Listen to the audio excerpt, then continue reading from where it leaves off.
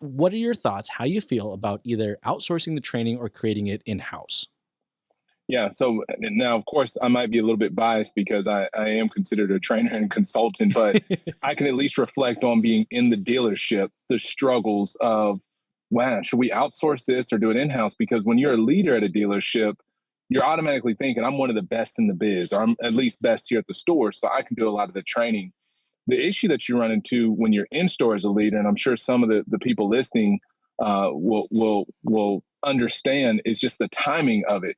That is like the you have to look at your dealership. Okay, what's important and what's urgent? Like what needs to get done, and then can you do it the training on a consistent level? Hmm. What does that look like? And so I did a lot of the training in the dealership for salespeople and then for internet sales BDC. But sometimes by doing that, it could take you away from other things that are really important with running the store. Then sometimes you could outsource it, or not, excuse me, not outsource it, but let's say you're going to have one of your other managers do it. But what if that's not one of your other managers' skill set? Like just because you're a manager doesn't mean you're a skilled trainer. Yep.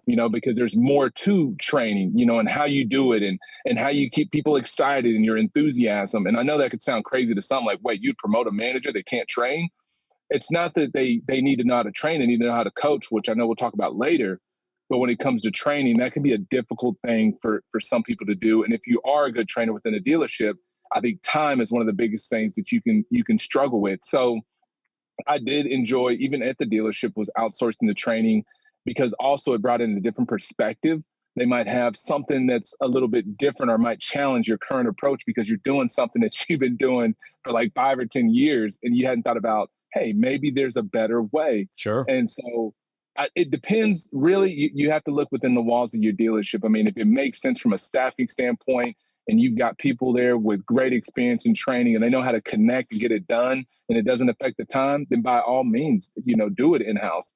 But if you're a dealership where in terms of timing, it doesn't work out, if you're trying to keep up with anything that's newer or just having a different pair of eyes deliver that message to your team and then also help the leaders develop, then I definitely It's would recommend accountability, right? outsourcing.